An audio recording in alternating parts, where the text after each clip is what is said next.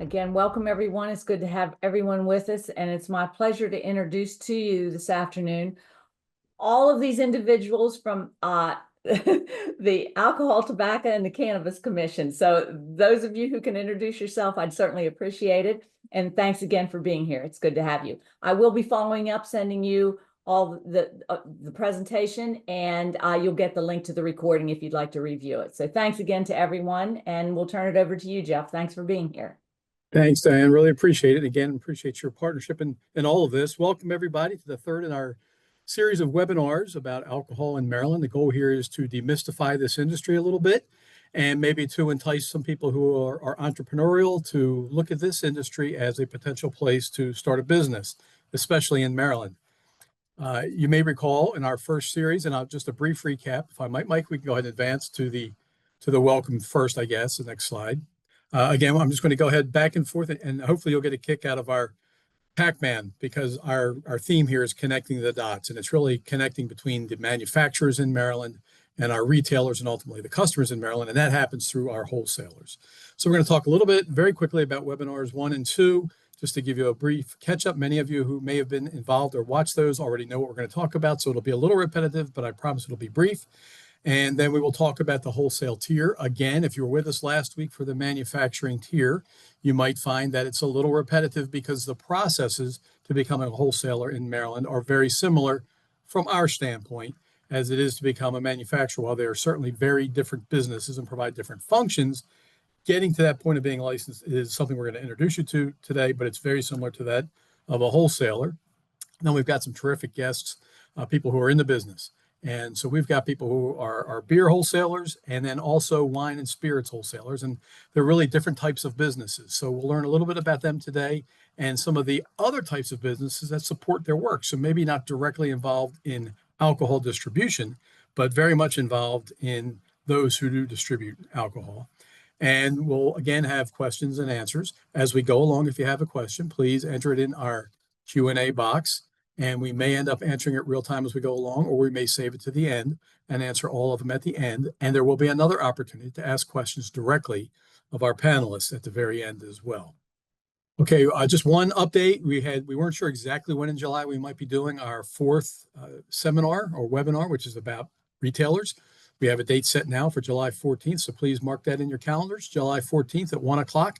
And we're going to go over in more detail the retail tier. That's where the rubber meets the road at the end. The product gets to the consumers. So very quickly, we talked about Maryland's three-tier system. That is 3 distinct systems for getting alcohol from the point of an idea to the consumer. And that happens when a manufacturer has an idea, a recipe, a drive, to start manufacturing some type of alcoholic beverage product. And we talked about that in a little more detail last week about how you become licensed, how a variety of different types of licenses, different functions, different types of product, and how you start to move those on. The next step is to move them along in the chain, and that is through our second tier, brightly separated by really by function, and that is to our wholesale tier. And that's where we're going to spend some time today. Our wholesale tier is responsible for buying that product from manufacturers, and then using their sales force teams and using their ingenuity and logistics like you would not believe. These are really almost like small cities that operate 24 hours a day to get this product from a warehouse to retail locations across the state. And then again, in July, we're going to spend some more time, a little more in-depth time on retailers. As you might recall from last week, introducing our team, it is our team led by Andrew Waters. That is the regulatory and licensing division, and they do, well, let me just say, everything they do is in support of the alcoholic beverage industry and the tobacco industry for us as well. But today's purpose is the alcoholic beverage industry. All of the rest of the ATCC exists. Our legal and legislative division, our field enforcement division exists to support Andrew's division because it is what they do that keeps businesses running. Our job is to, of course, license and regulate those businesses, but even more so, to offer sufficient support and a framework for a very level playing field so that those entrepreneurs can figure out how to run business. We don't run the businesses. We just try to create a fair field for everybody to compete. So with that, I'm going to turn it over to Mr. Andrew Waters. Andrew is our director of our regulatory and licensing division, and they do a whole host of things. And Andrew's going to walk you through the steps of what it takes in general terms, to be a wholesaler. This is not the end all. This is really the beginning of your whole journey. And this isn't the end of it. After watching this, you're done. But we've said this last week. We say it again. We'll say it always. We are here to help you. We want you to succeed. If you decide you want to enter this process, we'll walk you through it. We'll let you know what you need. A lot of this stuff can be done concurrently with other tasks you might have, but I'll leave that to Andrew to explain. But don't be discouraged by what might seem like a lot of work to do. It's actually kind of simple, and we are here to help. So Andrew, please take over. Sure. Thank you, Jeff. Good afternoon, everybody. So when it comes to obtaining a wholesale license, there's always the first step of what do you want to do? Who do you want to sell to? Where do you want to sell it? This revolves around sort of our three product categories: beer, wine, and liquor. We have three licenses that are a combination of those categories. Some allow you to do everything, some only one or two. And then we have two licenses that are strictly for wine and for beer. There are three self-distribution wholesale licenses that if you happen to view our manufacturing seminar, they are tied directly to a manufacturing license. Now, we don't necessarily have time to get into all the minutiae of each license. That is why we encourage you to reach out to us directly to ask those questions. But they all vary in different ways. Once you've made your decision, you know what you want to do. Now it is time for the paperwork. This is everyone's favorite. It can be a cumbersome process, but like Jeff said, it is simple as long as you know what you're doing, and that is why we are here to help you every step of the way. Give us a call, talk to us. We have applications and checklists online that can be viewed. There are several very helpful websites, specifically the Maryland Business Express. That's for sort of registering your business as a legal entity in Maryland. You're also able to apply for your federal TTB permit, and you can do this simultaneously as you're applying to be a wholesaler in Maryland. I also recommend contacting your local zoning and planning board. Any location that you desire to have your business will need to be properly zoned. These are all ongoing requirements that need to be met before you can be issued your license. And I do heavily encourage, visit our website, check out our applications and checklists. They're there to help you. And if you have any questions on how to fill those out, you give us a call, shoot us an email, we'll be there. When we go to sort of submitting your application, you've compiled everything, you're feeling good, you mail that in. I'm actually very excited because hopefully in a month we'll be able to change that step to sort of an online piece. But I'm going to leave that as a teaser. I'll let Aaron, my section manager, cover that in a second. Once everything has been submitted, now it's time for the feedback. This is where we review your application, make sure everything looks correct, everything is signed properly, all of the boxes are checked. This is the bureaucratic process. So if everything looks good, we get you set up with a pre-license inspection. We get our trade practices team out to visit the premises that you're planning on licensing. And this is a simple process. If you've made it this far, you're in a great spot. Now it's just a matter of making sure that the location that you've picked is properly zoned, has all of the necessary walls and locks, and is safe to be. Once everything is done, you're a Maryland wholesaler. You've made it. But this is just sort of the beginning of that process. Once you have the license, now there's a whole slew of things that come with that business. So I'm going to pass this over to Erin, and she's going to give you a little teaser on what's to come in June. Good afternoon, Erin Shearsmith, Regulatory Research Section Manager. So as Andrew said, it could be pretty simple, and hopefully coming soon, it will be even more simple. Starting in June, we are going to go live with Maryland One Stop, which is where many agencies in Maryland have their license and permit applications, and all of our applications will be available on One Stop. You'll be able to compile all of that documentation, and whether it you submit it all at once, whether you gather it slowly and keep it in pending, you will be able to see the checklist of what you still need to submit. Everything has been turned into a very simple process by which it'll tell you which attachments you need, and if you are missing one, it will give you an error message and it'll stop you and tell you what you still need to submit. If you realize you're missing something, you have to go back, it'll still wait for you. You won't have to start over. So it should be a much easier process, taking you through all of the steps. In addition to that, one of the best parts of this is we will then be able to take the payments, the fee payments by check or credit card online. So you do not have to mail anything in at this point going forward if you're comfortable with an all electronic process. On the end of the process, we are also implementing digital licenses. So instead of receiving paper in the mail, you will receive an email with your digital license attached. You'll still need to display it, whether on demand or if required by, what type of license, like at the wholesale location. However, you will be able to have it digitally, and you can print it, as many copies as you want. If it's damaged, you always have it. You don't have to, reach out to us and request a copy of it. You will have it. The digital copy is just as valid as something that you previously received in the mail. But the great thing is, once it's approved, you get it, within moments. So it's an easier process. It will lead you through the steps a little bit more clearly than the older paper forms, which we still will use if that's your preference. But you'll get that automatic feedback. So I think this is pretty exciting. Absolutely. And it is something that we are very much looking forward to. I think I can say that both for us and for the industry as a whole. So, you are a Maryland wholesaler. What happens next?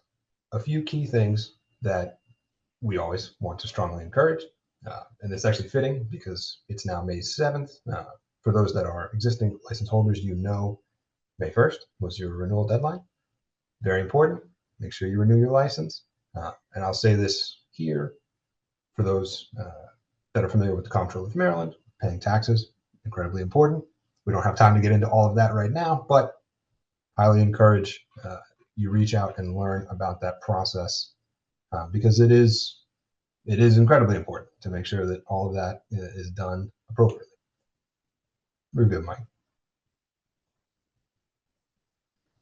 So currently in the state of Maryland, we have roughly 400 wholesalers. And this is including those that self-distribute that have a Maryland manufacturing license. We have roughly 350 Maryland manufacturers within the state. And this sort of shows you how many moving parts there are in this tier. We have nearly 3,000 solicitor permit holders. Solicitors are your salesmen. They are representing the brand. They are pushing that product to the retailers, building those connections, critical to the overall success of your business. We also have around 1,000 public transportation entities, which are just one sort of piece of this, right? Getting the product from one place to another. And those 1,000 entities represent roughly 40,000 individual trucks traveling in and out of the state of Maryland on a yearly basis. The trucking industry has shifted in sort of the past couple of decades. We see now a lot more independent sort of trucking contractors taking jobs from sort of outside of state suppliers and bringing them in state to our wholesalers. So this, industry is very, very flexible, very fluid. It changes. There's a lot to it. And of course, our out-of-state suppliers, again, nearly 2,000. This includes your, very large corporations to even your smaller sort of mom and pop manufacturers. Everybody has a piece and everybody is involved in the flow of this. And that's what's most important to us, is regulating that flow, making sure the alcohol traveling through the state is regulated, is monitored, because we want to protect both the market and the consumer, and that is really our goal, to make sure that everything that we're seeing is checked and safe. Now, go ahead, Mike. And sort of our front line for making sure that those things are safe is our trade practices unit. Now, for those that are familiar with Lou, he is on the call. He'll be able to answer some questions later, but we also have some new trade practice members that we're very excited to get out and visible to the public, because they are sort of our front-facing, warm compliance hand, trying to make sure that we want everybody to do what's right by the law, but we don't want to, get you anybody in a gotcha. That's not what we're trying to do. We just want to make sure that everybody stays compliant. And the way that we do that is information, proper communication. That's why we have several key points where we are meeting with you. For those that are, of course, new business owners, we have the pre-license inspection. We also have new licensee meetings. Once you are issued that wholesale license, we'll actually have you come in, depending on where you are. Maybe you're too far away, we'll hit you on a Zoom call. But we'll talk about, now you have your license. These are the things that you need to make sure you're doing. These are the things that you cannot do. And then to follow that up, we have sort of unannounced inspections. And again, this is not to catch anybody, caught in something. We just want to make sure that we're out there, we're keeping an eye on things and making sure that everybody's doing what they're supposed to be doing. We also offer several tools that we encourage you to use. Of course, we have our credit control system, which is on our website. I'm excited. We're not going to unveil it here, but I'm very excited that we're going to be launching a revised new sort of credit control site in the not too distant future. And I think the industry is going to be very happy with what we come up with. So I'll sort of tease that here, but we're here to help you succeed. I mean, that's what we want. We want the industry to thrive. I'm going to spare you from hearing me try to say this Latin phrase, but it essentially translates to ignorance of the law excuses not, which, everyone should be familiar with on some level. I'm sorry, officer, I didn't know I couldn't speed, right? These types of things we see all the time. Nobody is trying to maliciously game the system, but mistakes happen. And when those mistakes happen, we expect you to be honest about it. Communicate with us. If you make a mistake, let us know. Communicate every step of the way. It is going to help you, and it helps us. And that's why we want to encourage this type of communication. Yeah. So I'm going to leave it there, and I'm going to pass it over to Jeff. Hey, thanks, Andrew. Appreciate that and the explanation. And Aaron, before you guys cut off, let me ask a question. If someone were to wait till June to file an application and went electronically, and presuming they did all their part correctly, when they finally have all the information they need and they hit enter and it's submitted, how long would it take your teams to evaluate those applications and, if everything's appropriate, issue a license, roughly? Aaron, do you want to take this one, or I can? Sure. It's really going to depend on how many others came in at that time. But if it comes in immediately, so there is no lag, it'll be in our system, and we do review them daily as they come in. And right now, when we review them, usually there's things missing. They're reviewed, and we communicate within a few days of what is missing. And then usually there's a hold for a while the applicant has to find those missing pieces and so on. But let's say it comes in through the system, which helps them get it done correctly. We don't have a target. However, we, I think, are working within 2 weeks. We'll have reached out from licensing to trade practices to schedule an inspection. And that is usually something that takes a little bit longer because all the parties have to be available. And that could be about a month. However, if everybody's available, they're we can definitely schedule it faster than a month, but that's often the case of when people are available. And then once the final fees and inspections are done, we get the one other piece that will require input from an outside party would be tax clearance, because we do have to check that. And if that comes in while we're scheduling the application, we can issue it that day. So I know it's kind of a range, but that's what we're seeing currently. There's not much of a delay if you already have your location is ready to go, you've got the zoning letter ready. The tax clearance does have to happen, but as I said, that's concurrent. Thank you, and I appreciate that and the explanation. And it wasn't a trick question. What I was trying to get from that, and I think you ended up demonstrating it quite nicely, is that today's process where it's done by mail, and there are delays in that, and then there are delays in what wasn't done properly by the applicant, in addition to all the other things that have to happen, like tax holds that might be on there for many other obligations and the inspection. It can be lengthy.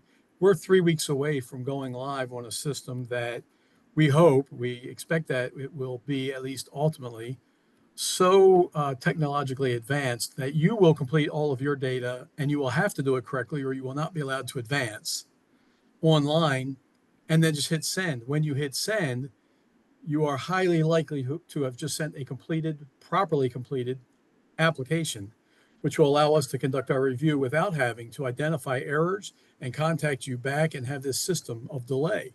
So someone who thinks they might be interested in this whole thing, while I'd love for you to sign up today and get an application today and get started, I'd suggest you might want to wait 3 weeks or until June 1st when our system goes live and do it all online, because I think it could be quicker for you than if you were to apply by paper today. I just wanted to make mention of that. I think you're going to find this to be a much more efficient and speedy process. Plus, when you go through a series of renewals, you're going to get information at its time online by email. Really important that we get your current email address, so we always have a current email address for you. And you're going to get to be able to make your payments, submit your application, upload reports that are required for the Alcohol, Tobacco, and Cannabis Commission, not necessarily anybody else's reports, but ours, and get your document back just very, very quickly. So we're really excited about this. It's a huge improvement, really a gigantic improvement. So we're looking forward to that. So thank you. I wasn't trying to trick anybody there with that question, but just to demonstrate going by mail takes a long time. And if we could do this online, it's going to be a better experience for our applicants, I think. And Andrew made mention of, in the very first step of applying, figuring out what your business model is. You may come in and say, here's what I want, and tell us what you think you want. But we're going to come back with a question. Maybe a better question is, what is it that you want to do? What is it you think you want to do, and what do you want to be? Because when you tell us that, then we can really show you the menu of items of different types of licenses and permits that are available to best fit you. So don't get frustrated with us if you come in and it looks like we're asking some silly questions. We really want to help you hone in on exactly what you want, because there's a lot of options. We want to help you hone on what you want and what you need, and nothing more than that.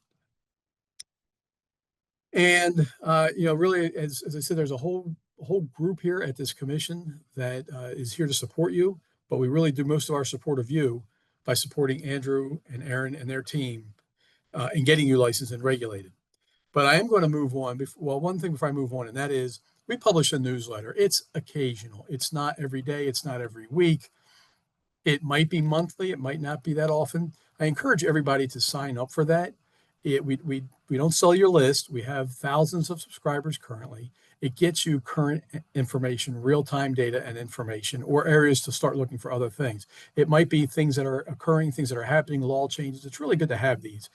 So you can sign up for that at our website, which is atcc.maryland.gov, G-U-V. So atcc.maryland.gov, and sign up for our newsletter. I think you'll find it to be something that's pretty useful and helpful. Okay, but as we move on, might go to the next slide.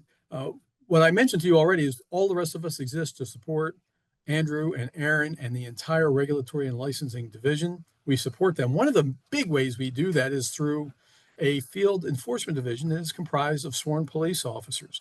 Their job is different than what you might think of as a traditional police department. Their job is, again, to help you be compliant. Sometimes it's helping you be compliant by letting you know when there's a problem and calling you out on that and helping you get to the point of being compliant or fix your issues. And that's really the goal. Is they don't want to find you in violation and cite you because of a violation. They want to find you compliant or find you really close to compliant and help you get there. And Andrew mentioned, if you're thinking about doing this, if you become an entrepreneur, and then once you have that license or that permit and you want to do something, check with us first. Check with our field enforcement division, check with our regulatory and licensing division, and say, hey, I've got an idea. What do you think? Can this work? Because we would much rather spend minutes with you in advance when you have a thought to help you decide if it's a good idea and what pitfalls might be there for you from a regulatory standpoint, rather than spend hours or days trying to help you clean up a mess or investigate a problem. We'd much rather spend the time up front. So with that, I'd like to introduce Jeff Herndon. Jeff is the director of our field enforcement division. Jeff's a longtime police officer, and so are really the agents that he has working for him in our FED. They're all mature, experienced police officers, very good at dealing with people, and understand that our role is to support business and to help you thrive in Maryland. Jeff, can you take it? I will. Thank you very much. Good afternoon, ladies and gentlemen. Mr. Kelly just explained the Field Enforcement Division is a section of the Alcohol, Tobacco, and Cannabis Commission that is tasked with enforcing laws of the alcohol, beverage, tobacco, cannabis rules and regulations in the state, and some of which involve you at this level as the wholesaler. We have agents that are stationed across the entire state of Maryland, from the Eastern Shore to the western boundaries to north and south. We're here to investigate and prevent the illegal sales or purchases of alcoholic beverages. If you haven't figured out by now, it's a highly regulated industry. A lot of it has to deal with public safety. We don't want illicit products coming into the state or being sold or shipped or moved around that don't go through the scrutiny of all of the regulatory processes that take place. With that, that's part of the requirement that we have with licensing, that all of our wholesalers are licensed, retailers are licensed, manufacturers are licensed. We've come a long way from creating moonshine off of a corn still. So we want to make sure that everything gets through and that it is for the safety of the consumer at the end. And as a business entrepreneur of a wholesaler, we're also here to help you with the regulation process and to make sure, like has been mentioned, we have a level playing field that's fair for everyone. We support only the authorized businesses to deal with the alcoholic beverages and make sure that they follow all the rules that they are supposed to be following, including the different classifications of licenses, and as far as the rules on shipping, where to, who they can sell to, and the products that end up getting there. So we do our compliance inspections. We work in conjunction with our trade practice unit that will also come out and do inspections. Some of you that are watching this that may have been longtime licensees in the state, we're glad to have you on board here today. But we'd like to let you know that we're going to make a concerted effort through our enforcement agents and our trade practice investigators to start putting more of a face with the name.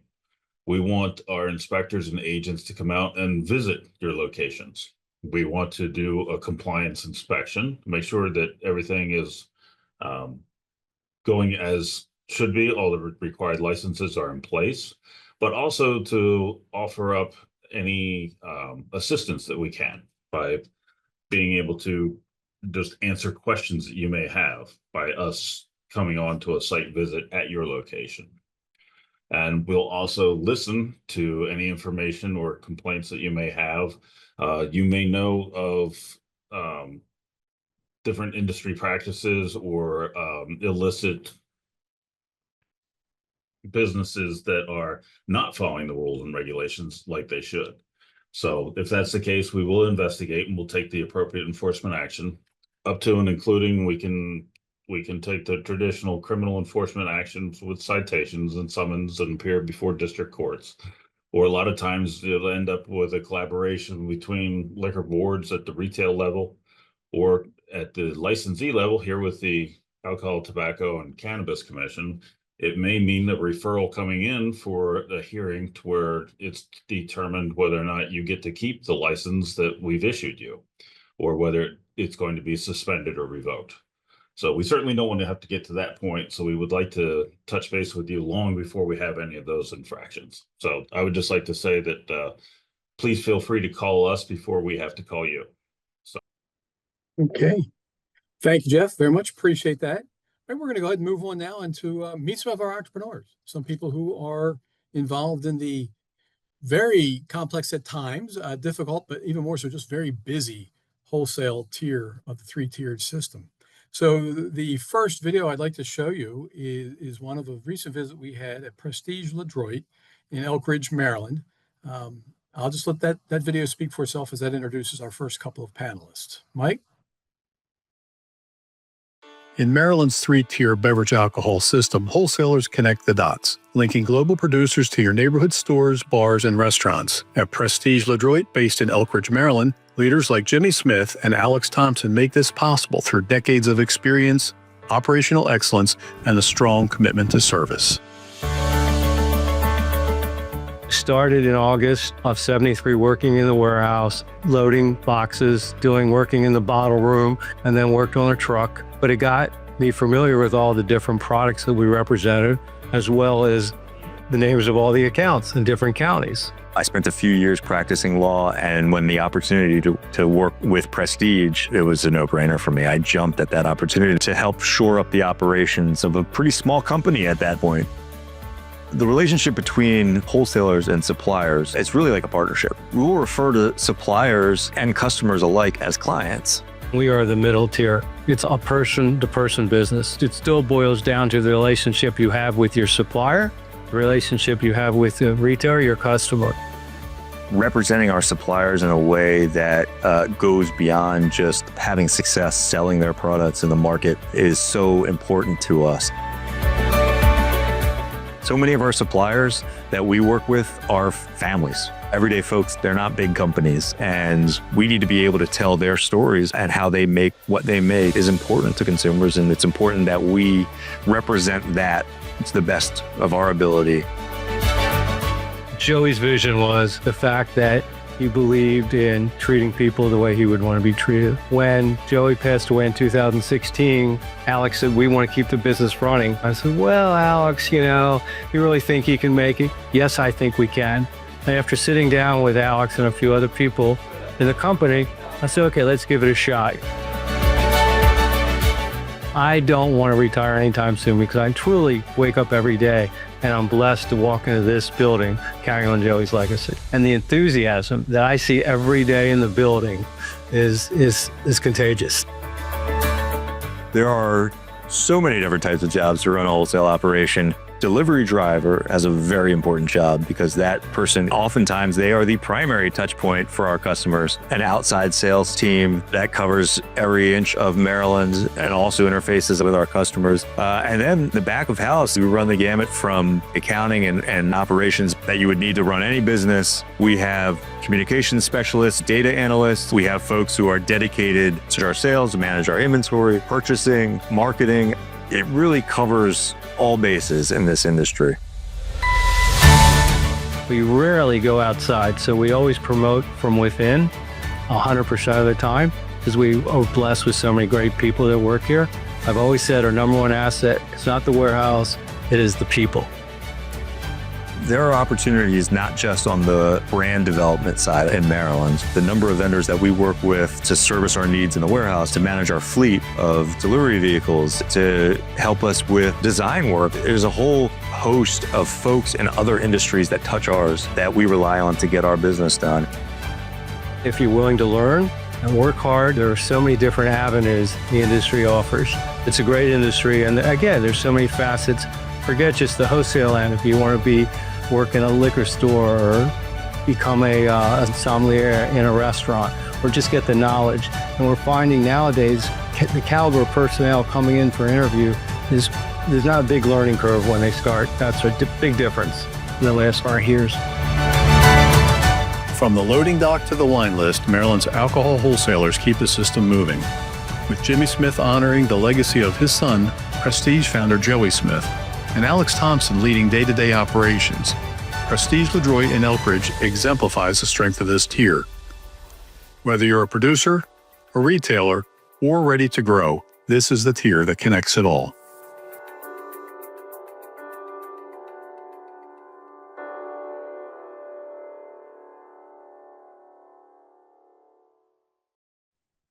Thank you very much, Mike.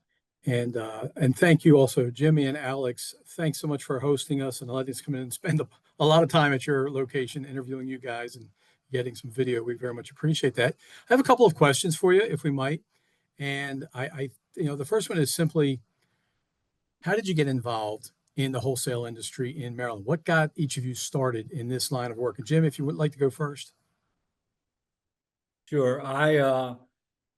It was a few years ago that I had finished college, and my father had actually started a wholesale business in the late 40s. And this was in the mid 70s, and it was suggested to me, why don't I give a shot working in the warehouse, see how I liked it. So I began my career in the warehouse, loading trucks. I spent 6 months in the warehouse and did every facet. And then I became a salesman, had a territory, and then was a manager of some of the salespeople. And eventually I did everything needed to understand the business. So I was given an opportunity by my father, and his philosophy was, well, you know what, we're going to give you responsibility. If you make mistakes, that's how you learn. Great. And Alex, I know your trip here, your path was a little bit different. Can you tell us about that? Yeah, a little bit different. I had a long-standing family friendship with the Smith family, and had gotten to know Joey a little bit when I was getting out of law school in 2008. Went to practice law for a few years, never really intending to be a lawyer. Really wanted to be in business, and at that time, Prestige Beverage Group was really just getting off the ground with Joey founding the company in 2009.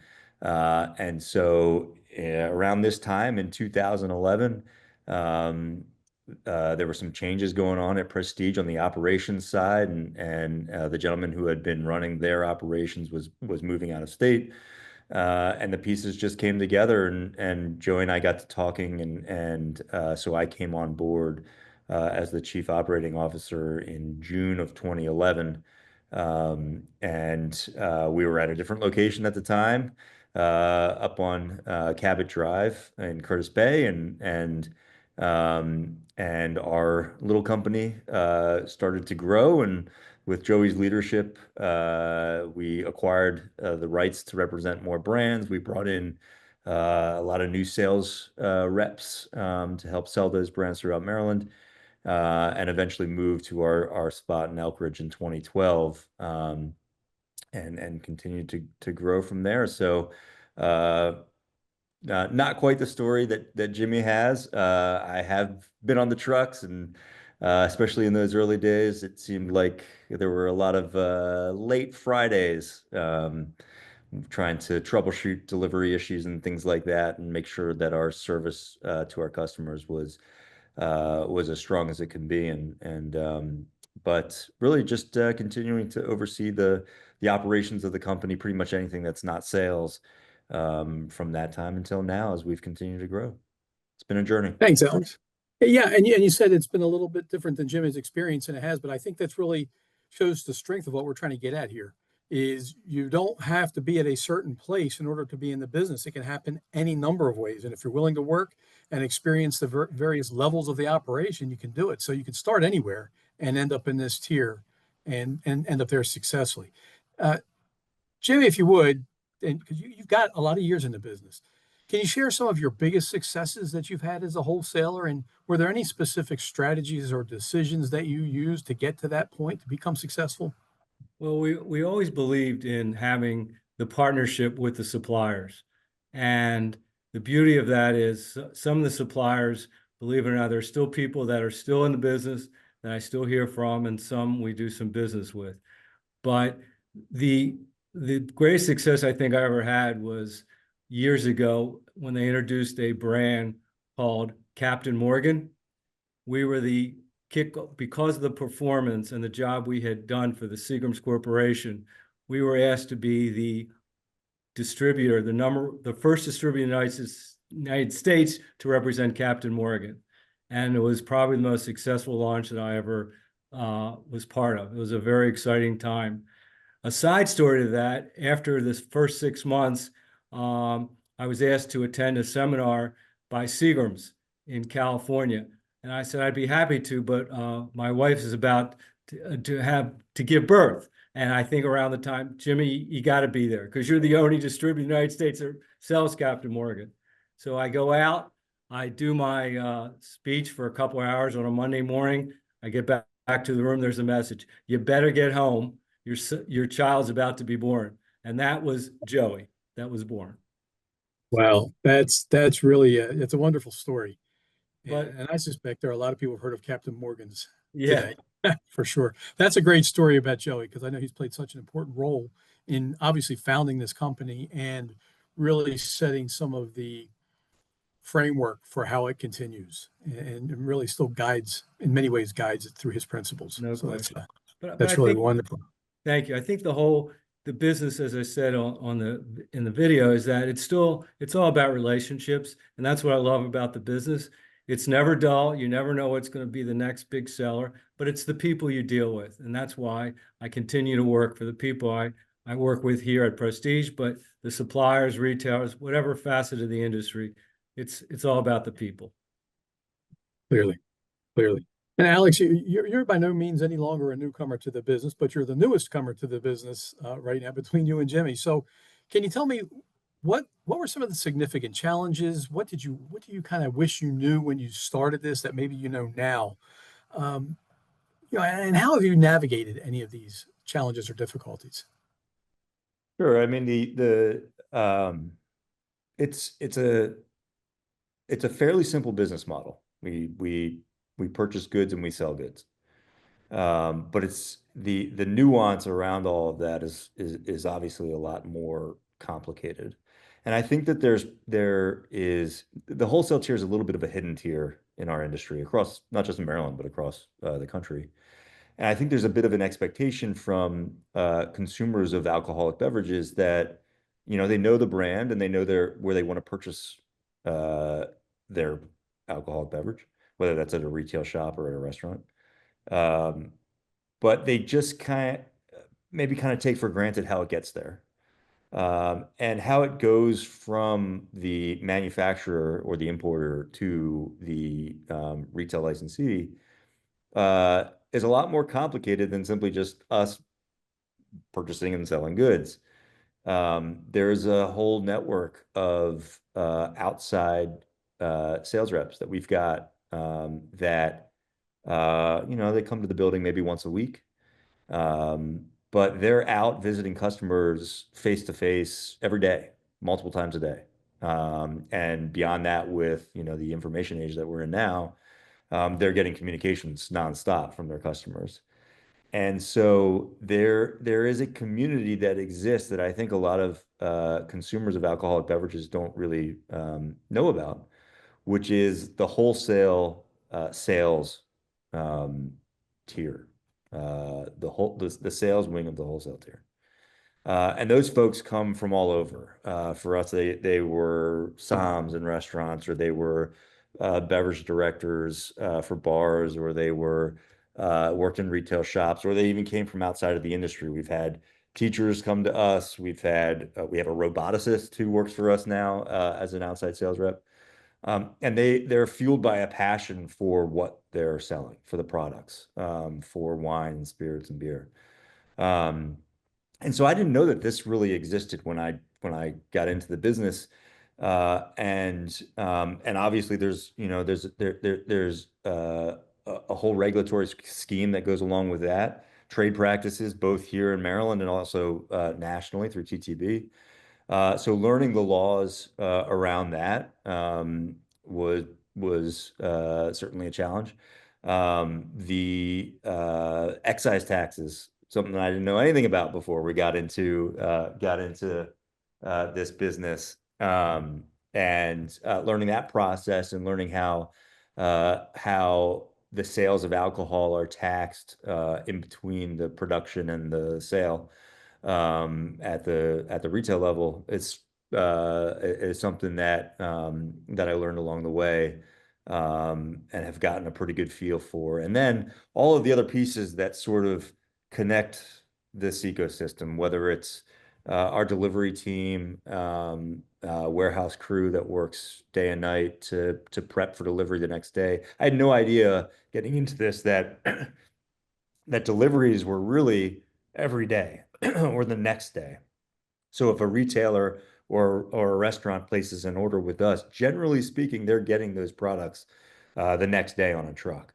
And so that sort of on-demand business process was certainly something that I had to get to know very quickly, and learn to maximize the efficiencies with that. And it's an ongoing learning process. Even 15 years later, we're still learning how to best service our customers, and we're always that's the challenge that's always in front of us, is providing the best level of service that we can for our customers. And then also, I said it in the video, but also for the suppliers that we represent, because they're both clients of ours. We have to provide the best level of service that we can for our supplier partners and for our customers. It's a great attitude. Thank you for that. Jimmy, I'm going to ask you a question that's going to seem a little bit strange, I think, but I have to ask you this, and I'll lead up to it this way. Before you came to Prestige, you were the chairman of one of the largest wine and spirit wholesalers in Maryland. And with your business then and others, had overwhelmingly the largest distribution footprint of wine and spirits in the state. Doesn't seem like there's a whole lot of room left. Then your son comes up and says, "Hey, Dad, got an idea. I'm going to start a distributorship in an area that you might say would be difficult to get into." And somehow he, and later on he and Alex together, made it, and it's still here. So setting that up, my question is, what do you say to people who wonder if there's still an opportunity in this wholesale tier? Is there still some way to get into business and be successful? I think there are opportunities to get with a wholesaler. And then if you're lucky enough, I know smaller wine wholesalers in the state at one time worked for bigger wholesalers, and they went out on their own. And so I think in Maryland has always been regarded as one of the best states to do business in, because everything sells. It may not sell in Western Maryland, but it'll sell on the Eastern Shore. And there are many opportunities. And I think for people to say, well, the business is so mature, it's at such a mature level now, is it impossible? And I don't think so. I think if you are lucky enough and you make connections with suppliers, you can open up your own distributorship and start small, but make sure you start small and you don't get ahead of the curve and ahead of yourself, and there's a future. And Prestige is a great example of that. With a lot of the larger distributors we were going against, including my former company I worked with at Breakthrough, it was challenging at first, but then we got into certain niches like craft spirits. So what is the next craft spirit opportunity? Who knows? RTDs, ready to drink products. We also we got in the beer business. I never thought we'd be in the beer business. So there are opportunities. You just have to be patient and look for them. And I appreciate that. Thank you. And in mentioning it, you mentioned beer. I'm going to move on to our next guest, if I may as well. And interesting, again, to our viewers, generally speaking, typically speaking, an industry wholesaler gets involved in either the wholesale distribution of beer or the wholesale distribution of wine and spirits. But we are starting to see both of those types of distributorships combine and do kind of all of that. So our next panelist is Mr. Evan Athanas. He is the CEO of Chesapeake Beverage. And Evan has an interesting trip also getting here to Maryland. So Evan, if I could, first of all, welcome and thank you so much for joining us. And could you tell us a little bit about how you got started in the industry generally? Because as I recall, years ago, you started off in St. Louis, and then you found your way here to Maryland, to Chesapeake Beverage. Can you talk about that a little bit? What brought you here? Yeah, first of all, thank you for having me, and it's a privilege to be on your podcast, so to speak. Yeah, I started in 1992 at Anheuser-Busch, and I worked there for about 23 years. I moved 13 times to 13 different states as I, traversed my career. And so I was fortunate enough to see, the operations and distributors in all these different states. And one of my stops was in Maryland. I lived in Annapolis, Maryland. I actually knew Nick Manis and his father back in the middle 90s. And then fast forward years later, I retired in 2013 and was looking to get into the wholesaler distributor business and was fortunate enough to acquire, along with my partner, Winter and FP Winter Distributing, which is now, along with some other companies, Chesapeake Beverage. That's really kind of neat. And you bring such a unique perspective because you started off, I'll say, as a supplier manufacturer, but certainly with one and a big one, and then made the leap from that first tier to the second tier to the tier of wholesaling. So what does it mean now, having experienced both those, what does it mean to you today to be a beer wholesaler in Maryland? Yeah, I think I had a unique experience in that I understood what suppliers are looking for out of a distributor. And then I felt like I understood now as a distributor what suppliers are also looking for from a distributor. And I always say a distributor's role is not just to deliver the product. We have to earn our share of the margin pool every day. And we need to help build brands at retail by interacting with our consumers, whether it's sampling, merchandising the products, and executing at the store. So I think that a really good distributor really fills the demand of all of those things, whether it's the, ordering, receiving, warehousing, loading, delivering, and then marketing in store every day, trying to make your products the preferred beverage of the consumer. Yeah, and there's so many choices. That's a tough task, and I don't think people realize, as earlier that Jimmy and Alex made mention, people see your drivers making deliveries, but they don't see your salespeople going out and making sales, and they don't see your warehouse staff that's filling orders and that's receiving orders to keep your warehouse filled. So there's just such a big thing. I always, when I look at these, I marvel and I think of them as like cities. And I don't think everybody always sees that and what services you provide. But, Jeff Herndon mentioned earlier that the alcoholic beverage industry is a very well-regulated industry. Clearly it is. How are your day-to-day operations as a wholesaler impacted by the regulations and our three-tiered system in general? Yeah, obviously it's very regulated both federally and at the state level, but we think those regulations are great as they provide the guardrails for open and honest competition and delivering our products in a responsible way to consumers. So I think those regulations play a powerful role in making sure the playing field is level and that we're responsibly marketing our products, because that's critically important to us, is making sure we're, being a good citizen in the community and making sure our customers have the options to purchase in a responsible way our products. One of the things that really impressed me, and I'd like to say I shouldn't have been ignorant to this, but I was after being in this role for close to 20 years. You had mentioned how many other either businesses that you work with or apprenticeship programs that you're involved in or training that you provide for your employees. So beyond your current role and beyond selling beer and distributing beer, can you tell me about some of the other business opportunities that you have or some of the apprenticeship programs you're involved in? Which I know there are just so many, and it was eye-opening to me to realize how many other businesses you impact or these businesses that support your efforts. Yeah, so one, we happen to be a union operation, so we're supporting obviously the unions, but we also support or support other businesses that kind of support our efforts every day. Whether it's the trucking industry, all the trucks we have to buy, all the equipment we buy, the forklifts, all that type of stuff.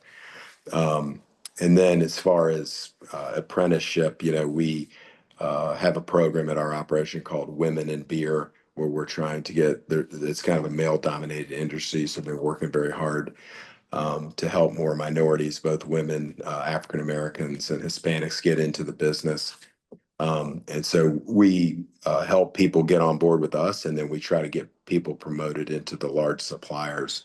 And we have numerous examples of where people have started with us, worked their way up, and then we've been able to help place them in big corporate environments. And, that's what they were after. So we work hard at that. We take it as a matter of pride when our people get promoted to the supplier level, because that's a whole different, larger organization that they have opportunities in.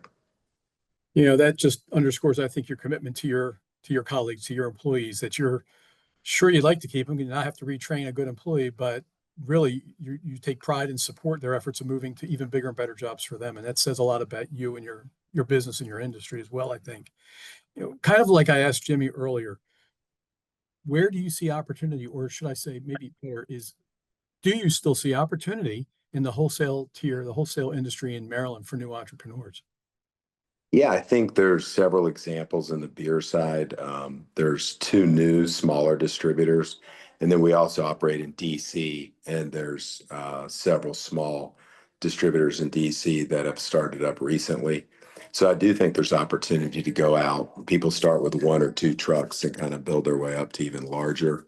So I definitely see a lot of opportunity out there.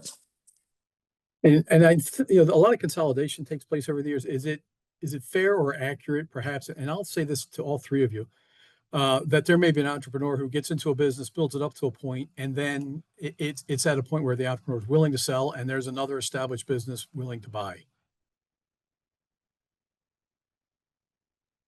Does that happen much in the state? No doubt, there's been plenty of consolidation across not just the state, but nationwide. But I think that creates opportunity for those of us that are not the biggest wholesalers in the state, and also for new entrepreneurs. On the slide earlier that you showed, there are 2,000 non-resident dealers out there, and there's only 400 wholesalers in the state. There within those 2,000 non-resident dealers, there are many brands. And so there are folks out there who are producing alcoholic beverage brands that need wholesale representation. And if you're a new entrepreneur in this space, and there's a brand that's not represented that you believe in, if you can combine the quality of that product with top-notch service to your customers, you'll make a name for yourself. And there's room for sure there's room for more wholesalers in the state. And there are opportunities for acquisition if that's the end goal for somebody. And that's not always the end goal for everybody, but those opportunities do exist. Yeah, that's good to know. And I know, Evan, I think I'm going to lose you in a little bit because I know you have other commitments today. I'm so grateful. Thanks for you being here. Who's checking our Q&A? Can anyone tell me if there are any questions, specifically if there might be any geared toward Evan before we do lose him? Yes, we have 4 questions in the Q&A, and then I got one through an email. This one is directed for Jimmy, Alex, and Evan. How do your businesses navigate through Montgomery County? How are you able to sell your products when a 4th-tier monopoly marks up your products so highly and unfairly? I don't know if Evan wants to take that first before he's got to jump off, but it is Yeah. I mean, Evan, is that something you could weigh in on? I don't know that you deal in Montgomery County. Yeah, we do have some representation for some brands there, but obviously the county is the one who handles the sales and logistics. We're just kind of brand support there. So fair to say with Montgomery County, for people who don't know, is the wholesale of record for the county, generally speaking. And our suppliers, and even more so our state licensed wholesalers that deal with Montgomery, do so in a support fashion, as I understand it, not in so much a distribution and sales directly to. Yeah, it's more to a brand retail. ambassador. Yeah, gotcha. Makes sense. Okay, thank you. Diane's another one?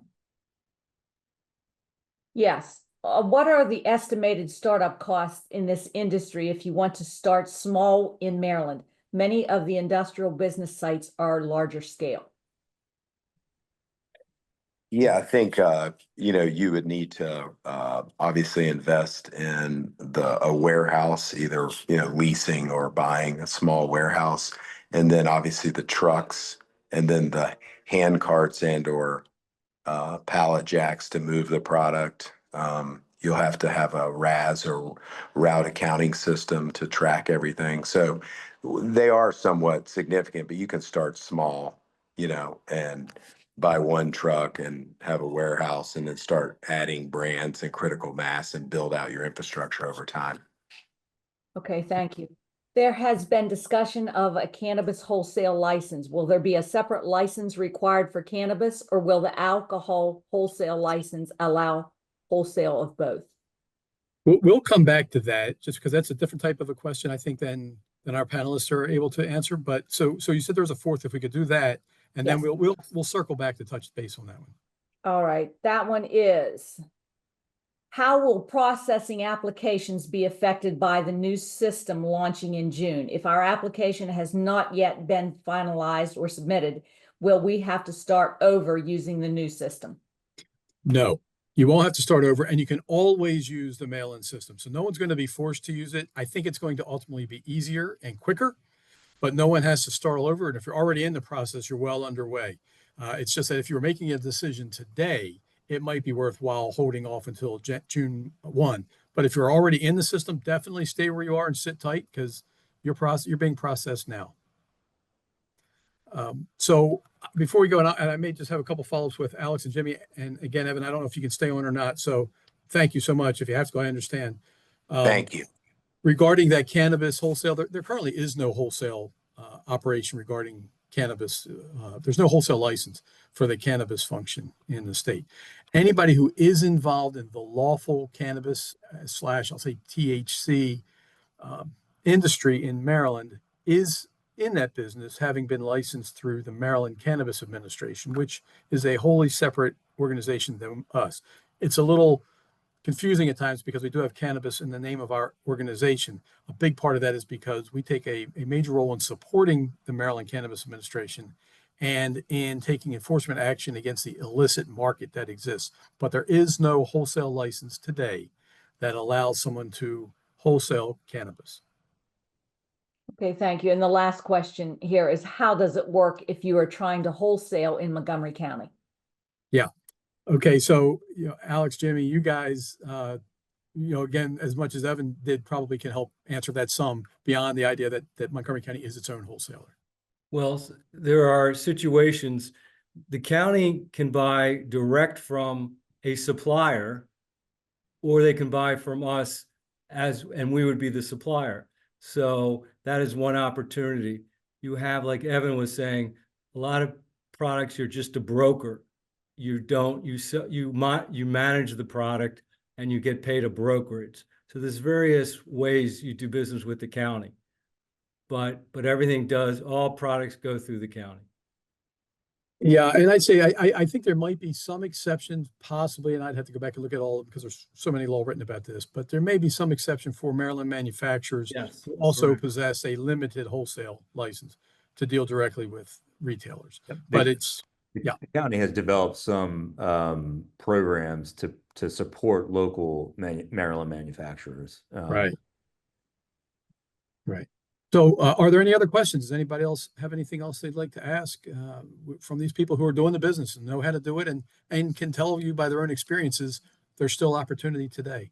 If anyone else has any other questions, please send them in. While you're perhaps formulating that, I would just say, Jimmy, Alex, any last thoughts? And if you don't have any, that's okay. But otherwise, if there's a last thought, we'll start moving toward wrapping this up. All I can say, it's been a wonderful industry. It will continue to be a great industry. So for those that are thinking about it, you'll make a smart decision to get involved. Great. Thanks, Jimmy. Jeff, I want to thank you and your team at ATCC, not just for having us today, but also, I really can't stress this enough. Maryland is different than other places where you might do business. It is, the ATCC is open. They're transparent, like this whole webinar was all about. The idea is if you have questions, we have folks who can help answer those questions for you. It's also, as far as licensing goes, it's an affordable state to do business in as a wholesaler, both from the cost of the license, which is not exorbitant. There are some states where it is much higher, and also from the excise taxes. Our excise tax rates in Maryland have held steady as long as I've been in the business, and where we've seen those tax rates go up in other markets. And so This is a great place to do business if you want to be in the wholesale tier of the beverage alcohol industry. And I think I speak for Jimmy when I say we'd be happy to talk to anybody. Jeff, please feel free to share our contact information. Definitely. We will do that. Thank you. Well, Alex and Jimmy, thank you so very, very much. And I would like to also just give a special thanks to Mike Wynn, who is our communications officer at ATCC. He creates this run of show. He keeps us moving. And he's really just this genius behind getting the production of our videos that we're able to show. And so, Mike, thanks so much for that.